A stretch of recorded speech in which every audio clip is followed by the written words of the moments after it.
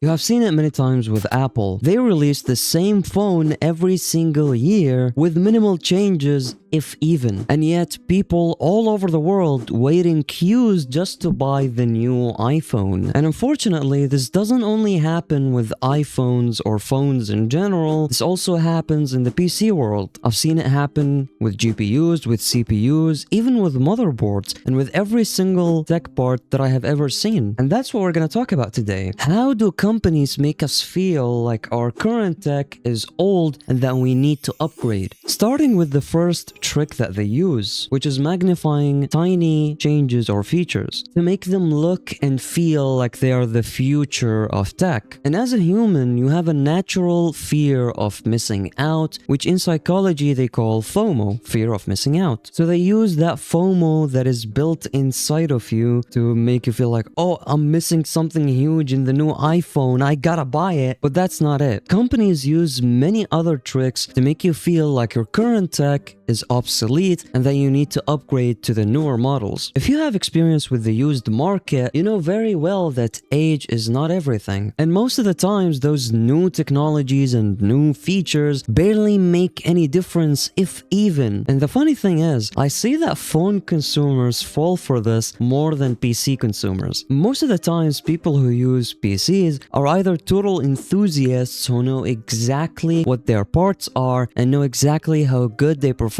and understand that you don't need to upgrade every year or even 2 years, sometimes every 5 years or even more. The other half of PC users are people who don't really know much about computers, they don't really know their parts, they just use it, they have sort of blissful ignorance because they don't really know their PC parts, so they just use it and never really bother about upgrading because they don't even follow the tech news or the PC parts that are being released every now and then. So after years of abusing their PC, they just suddenly realize, oh, why does my PC not play this game very well? On the other hand, not everyone is a PC user, but everyone is a phone user. And the average person isn't usually a tech savvy, so they fall for commercials and psychological tricks much easier than it takes to convince a tech savvy or someone who understands the specs and parts. But again, that's not it. Simple people and even people with strong personalities and very good foundation can fold under severe social pressure, which sometimes comes in the shape of ads and commercials, and you don't really realize it, but it does happen. And to be fully honest with you guys,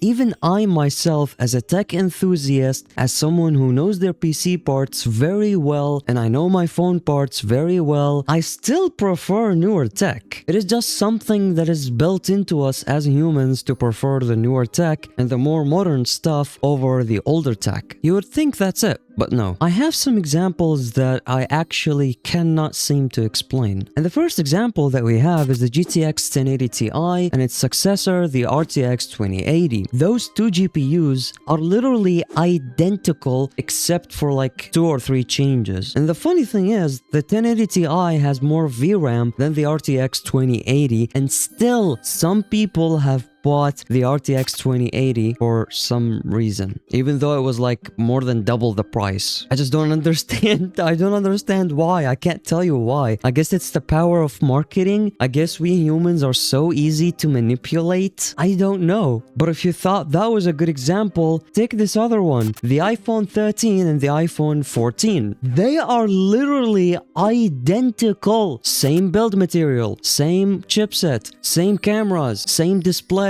same battery, same charging speed, same software support. They are literally identical. Those two phones are indistinguishable. Indistinguishable. I struggled so much to say that word. Anyways, and if you don't believe me, here on the screen is the GSM Arena comparison for you to take a look at. I want you to judge. Come on, tell me, where's the difference? Because I can't see it. The only thing that you might be like, okay, is the Bluetooth. On the iPhone 13, it was Bluetooth 5.0, and on the 14, it's 5.3. I don't know who cares about that. You would assume that the iPhone 14 didn't sell as much. Well, let me tell you, it sold over 45 million units. How? Why? It just doesn't make any sense. Why would anyone upgrade from the iPhone 13 to the iPhone 14? Is something beyond explanation. There is no logical reason. It's just literally marketing and manipulation and social pressure to put you into the position to think that buying the newer iPhone is somehow gonna put you in a higher plane of existence. Like, I don't understand. They are identical. There is no reason for anyone to buy an iPhone 14 if they already have the iPhone 13. However, to be fully honest, sometimes you should actually upgrade to newer tech, but that is rare. That is only if you have 5 years old